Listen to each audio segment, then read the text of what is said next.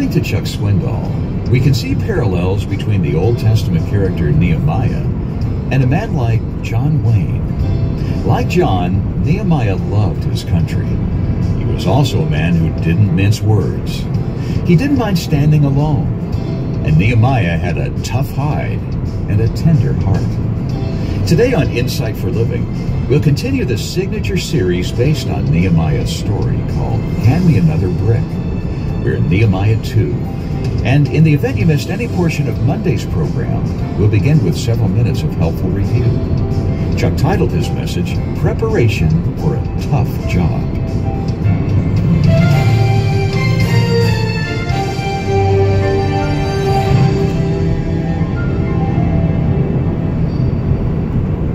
Whatever may be your realm of work, you have come to the problem that we're going to be talking about this morning, and that is facing a difficulty with your superior.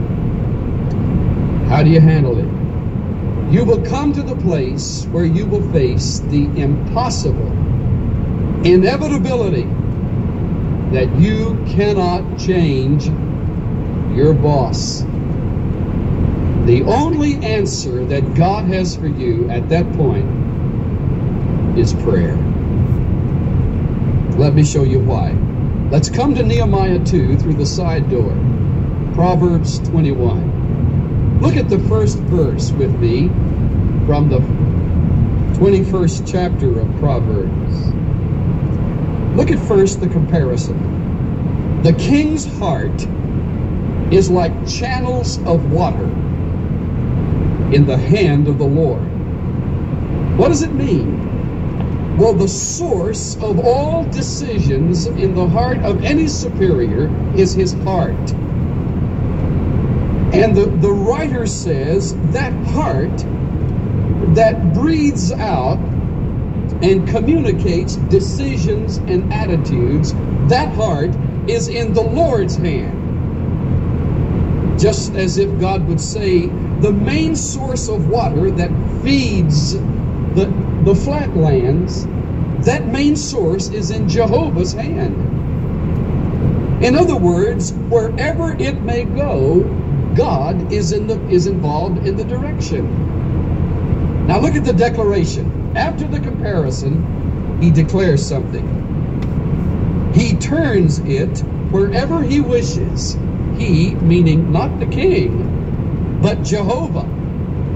He causes it to bend and incline in whatever direction he pleases. Now, what is true of the king is true of your superior. The first one we have to become acquainted with and impressed by is Jehovah. The Lord has the heart of your superior in his hand. Nehemiah chapter 2 is a beautiful illustration of that truth. Now that proverb in 21:1 is a perfect prelude for Nehemiah 2, because Nehemiah worked under a man who was the king of Persia. He was the cupbearer. He served the king his meals. He tasted them to be sure they were not poisoned. He was in the intimate part of the king's life in that he was able to frequent the private chambers of the king, as we see him in this place in chapter 2. But Nehemiah's heart was not in Persia, though he was there physically. His heart was in Jerusalem. He wanted to go back and rebuild those walls. But he couldn't just leave his job. God had to work through the heart of the king, because Nehemiah knew the only way to move Artaxerxes God's way is to pray for him. Then most of the previous chapter has been a prayer. Look at verse 11 of the previous chapter. Lord, I beseech thee, may thine ear be attentive to the prayer of thy servant, and the prayer of thy servants, who delight to revere thy name. Now look at the request. And make thy servant successful today, and grant him compassion before this man. I was the cupbearer to the king. Lord, I ask you to change the heart of the king. Move those events in his life.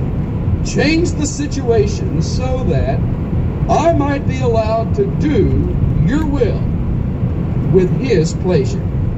That is, the pleasure of my superior. He didn't rashly run to Jerusalem.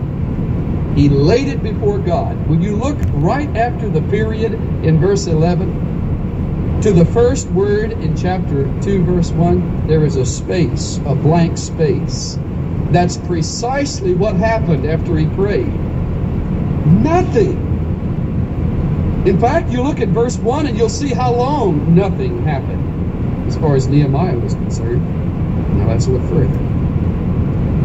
It was in the 20th year of King Artaxerxes that wine was before him. And I took up the wine and gave it to the king. I think the Living Bible puts it so well. One day in April, 4 months later. And here he was in this familiar situation. And it says, I took up the wine and gave it to the king. I had not been sad in his presence. That is remarkable. Nehemiah left it with the Lord, said, Lord, take over. In your timing, I'm going to rest it with you. And he says, I had not been sad in the presence of the king. Nobody's perfect. Everybody has a breaking point. And Nehemiah had come to the place where he had just begun to wonder, is it going to happen? So he was sort of sad when he served them the wine. And the king said to him, why is your face sad? Though you're not sick, this is nothing but sadness of heart. And I was very much afraid. I appreciate the honesty of Nehemiah. Most people, when they become leaders, will no longer admit their human weaknesses. Not Nehemiah. He says, when the king said that to me, I was scared. Now, why was he afraid? Well, for one thing, when you're sad in the presence of the king of Persia, you usually are killed for it. So that was one thing that would probably lead him to be a little bit afraid. And then there were other things that were heavy on his heart. He was sad. Now, will you notice the interchange in these verses? Look at verse 2. The king said. Verse 3, I said. Verse 4, the king said. Verse 5, I said. Verse 6, the king said. Verse 7, I said. Interesting message, isn't it? Back and forth, back and forth. It's like reading a play, where the one who is speaking has his name underlined, and then he has his line. And then the next one has his line. It's a diary. Nehemiah's recording for us in his journal that has now been preserved through time exactly what took place back and forth. But what is interesting is that before his lines are given, he tells us the feelings. But he didn't know the feeling of the king. All he could give us were the king's words. So you have the king's words, and then his feelings, and then his words. Then the king's response, his feelings, and then his line. Look at it again. The king said to me, verse 2, why is your face sad, though you're not sick? This is nothing but sadness of heart. I was very much afraid. There are his feelings. Read those feelings into that next verse. That's why he puts them there. I said to the king, let the king live forever. Why should my face not be sad when the city, the place of my father's tombs, lies desolate, and its gates have been consumed by fire? Why shouldn't I be afraid? Why shouldn't I be sad? Verse 4, then the king said to me, what would you request? That's the greatest moment in Nehemiah's life for the last 4 months. That's what you call an open door, that God is open. And Nehemiah instantly prayed. He asked, I'm sure, for wisdom in knowing what words to use, how to express his desire to the king.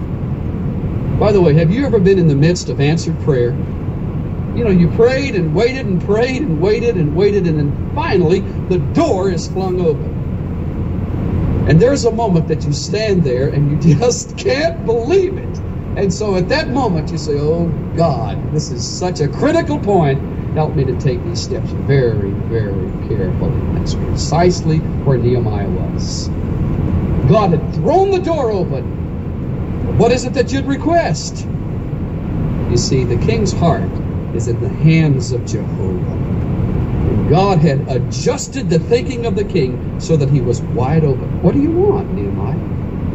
What's worth getting sad over? And so I prayed. And with a prayerful tone, he responds.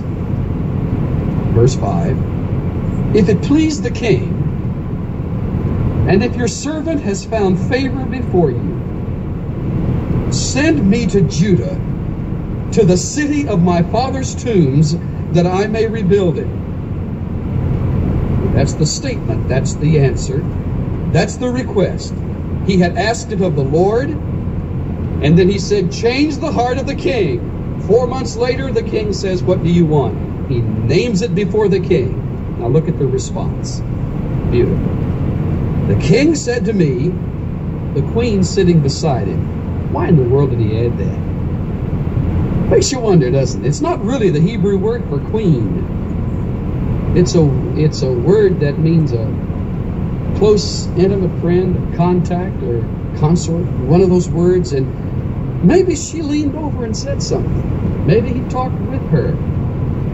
But anyway, the response is, how long will your journey be? And when will you return?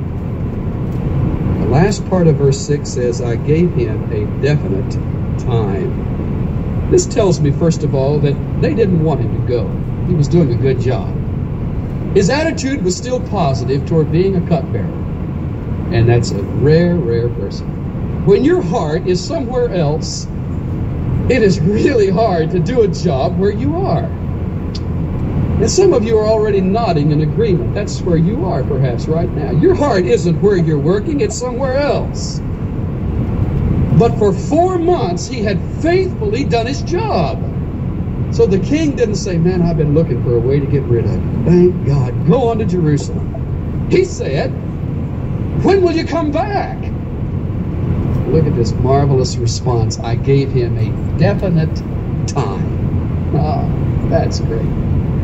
I weary of people that call it faith.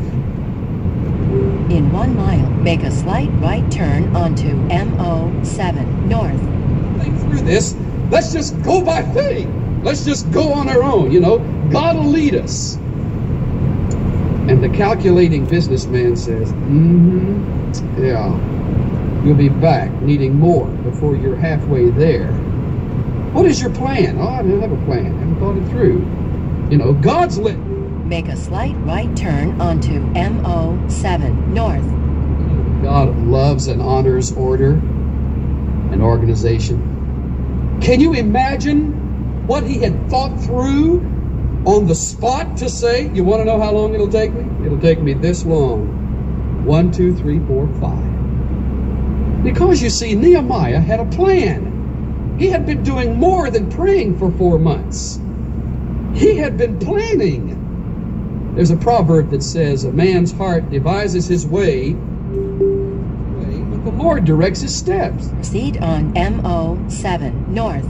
Doesn't mean you go out in a disordered or haphazard fashion. You think through it. Listen to Jesus' words. Don't begin to build until you count the cost. For who would begin construction of a building without first getting estimates, and then checking to see if he has enough money to pay the bills? Jesus said this. Christ said this. Before you build, check out your plan. Otherwise, he might complete only the foundation before he runs out of funds, and then everyone would laugh. See that fellow there, they would mock? He started that building and ran out of money before it was finished. Unquote. That's Luke 14:28-30 in the Living Bible. What a beautiful expression of exactly what Nehemiah had done. When will you come back? He gave him a definite time. I want to pause and say something else. It is a great concern to me that so many people who enter the Lord's work enter without careful planning. or enter a project without thinking through, where will this lead us? For what must we trust God? How can I express this in clear, unmistakable, concrete terms? I could name on both hands a number of individuals and or families I know that entered the ministry in some work of God. But today they've left it because they didn't plan on what it would cost. The most disillusioned and discouraged people I know today are those in the Lord's work who pay the price for not thinking through the plan. You know, William Carey, the great missionary in India, various parts, practical-minded man, said this: "I will go down if you will hold the ropes." And then he spelled out the ropes.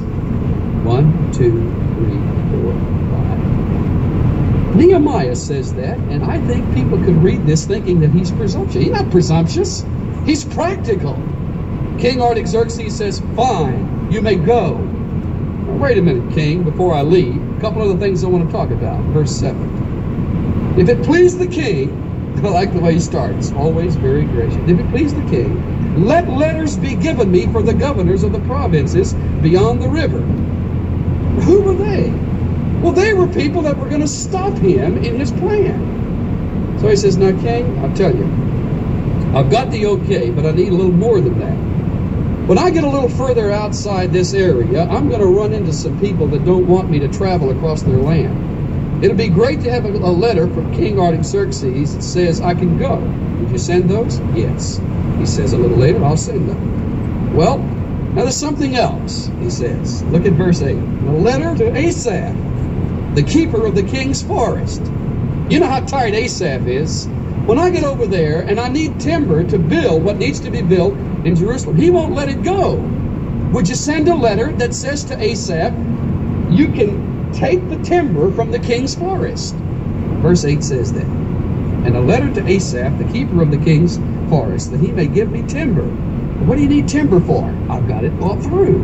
First, I need to make beams for the gates of the fortress, which is by the temple, and for the wall of the city, and for the house to which I will go.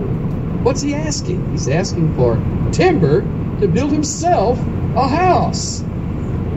I think that's fantastic. That is a practical mind. You see, during these 4 months of waiting, he was doing more than praying. It was planning. The old Revolutionary War veterans used to say, "Trust in God, but keep your powder dry." Pray to God, but make your plans. Set your sights. Think through the hurdles. So many of God's people in God's work are short-sighted. And then when they come to the first fellow outside the province of Susa, and the guy says, "Well, where are you going?" "Well, I was hoping by faith to go over here." "Well, where's your letters?" "I haven't got any letters." "Well, go back and get them." So he goes back and he starts all over. But can't you picture Nehemiah riding out of the city of Susa? He gets to the first guy. "Where are you going?" "The letter from the king." Who wrote it? Artaxerxes, right there. See it? Sign right there, Artaxerxes. Oh man, go on through. And it gets down to Asaph. Asaph, probably negative thinker. "What do you want?" "I want some timber." "Only by requisition." Artaxerxes requisitioned me to have all the timber I want. "What?" And he checks it out. Perfect planning. And God honors that kind of thinking. This is a great place to stop and say something else. At times my heart goes out to the layman, who is, in my opinion, the silent hero of the ministry. Some dear godly family or person says, "You know, the Lord's calling me to the work." And who does the Lord lead that godly Christian to? Some fella in business, some layman. And he taps him for some help, and he goes to another and another. And you've got to. I mean, if it weren't for the layman, the ministry would fold from the material point of view. But the remarkable thing is when he gets on the field and fantastic things happen, he never mentions the layman. Always back behind the scenes, there's this layman shelling out, providing what he needs. I'm reminded of Richard Halverson's words in his preface to his book, Perspective. He says this: I dedicate my book to faithful Christian laymen who, with silent heroism, under relentless secular pressure, fight the economic battle as stewards of the living God. Thank God upon every remembrance of these faithful men and women. The silent heroes of this pulpit are not those that stand behind him. They're those that support him, and of this church, and of every mission endeavor. The silent hero is the fellow that never gets to the field, but says to the fellow that's gifted, I'll stand behind you. Campuses are blitzed across America and across the world. Behind the scenes, there are laymen that say, I'll stand behind you. No mention, no attention drawn on me, but I'll stand behind you. Christian workers are spread like tentacles, like irrigation canals. And God directs and moves because there are the Artaxerxes that faithfully stand behind him. I need letters. I need your good graces. I will go down if you will hold the ropes. And he held the ropes. Look at the response. I love this. The response is given to us in verse 6 and verse 8. The last part of verse 6 says, so it pleased the king to send me. Artaxerxes had to send him. God was on Nehemiah's side. It was just a matter of time. And so Artaxerxes says, fine, you may go. But does he stop there?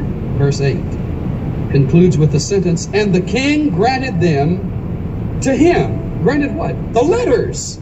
Sure, Nehemiah, wait a minute, I'll write those out right now. He wrote out the letters. He signed it. But will you notice Nehemiah's insight? Notice the reason behind the response? The good hand of my God was on me. 4 months of silence. Nobody applauding Nehemiah.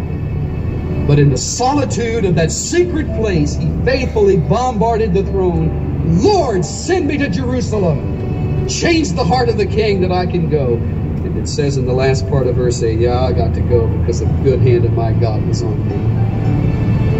I'll tell you, when the Lord has his hand on certain individuals, it's like a sweeping wind as people are moved to respond.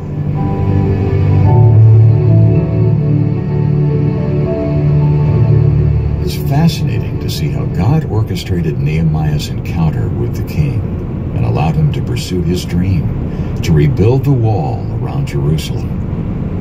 Well, there's much more in this study we need to explore. You can visit us online today at insightworld.org. And we'll hear a closing comment from Chuck Swindoll in just a moment, so please stay with us. As a signature series, the 16 sermons in this study of Nehemiah are all contained in a resource we're calling Hand Me Another Brick. In fact, when you purchase the entire set today, it comes with a comprehensive Bible companion study guide as well. To contact Insight for Living right now, give us a phone call at 1-800-772-8888 if you're listening in the United States. Or online, go to insight.org. It's possible you've started the new year feeling a bit overwhelmed by the responsibilities on your plate. Sometimes we take on more burdens than we should, when God wants to carry those worries for us.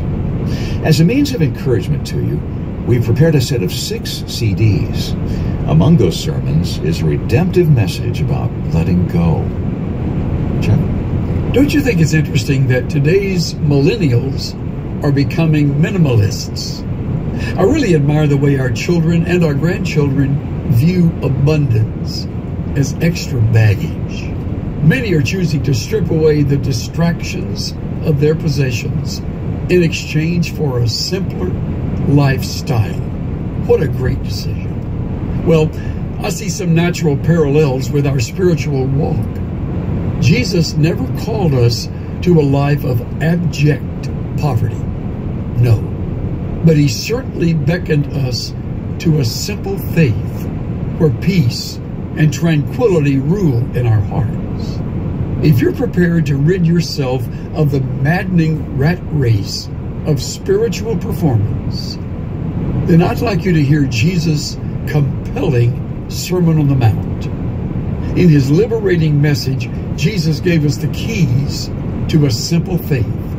He exposed hypocritical religion, and he called us to live in countercultural ways. The outcome of simple faith brings relief and freedom to anyone who is tired of religious pretense. Be sure to request your copy of the CD. It's a series we're calling Walk Humbly with Your God. It's available today. And this collection of listener favorites is yours when you give a donation of any amount to Insight for Living. It comes with our thanks for your support of this nonprofit ministry. There are 6 messages from Chuck in the set. If you're listening in the United States, you can call right now 1-800-772-8888 or go online to insightworld.org. Maybe you didn't get a chance to write that website down. The web address again, insightworld.org. Many listeners are opting to simplify the process of giving donations by becoming a monthly companion.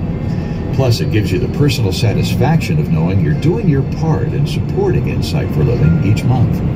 To become a monthly companion today, call 1-800-772-8888 or online go to insight.org/monthlycompanion.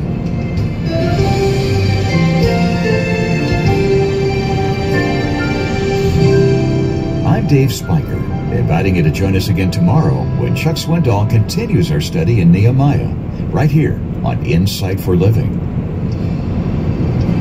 The preceding message, Preparation for a Tough Job, was copyrighted in 1974, and the sound recording was copyrighted in 2016 by Charles R. Swindoll, Inc.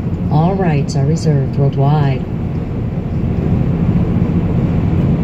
Well, that was a pretty good lesson there. I'm going to go ahead and stop now, and I hope everybody's having a great time. I'll see you later. Have a wonderful night. I hope you enjoyed it.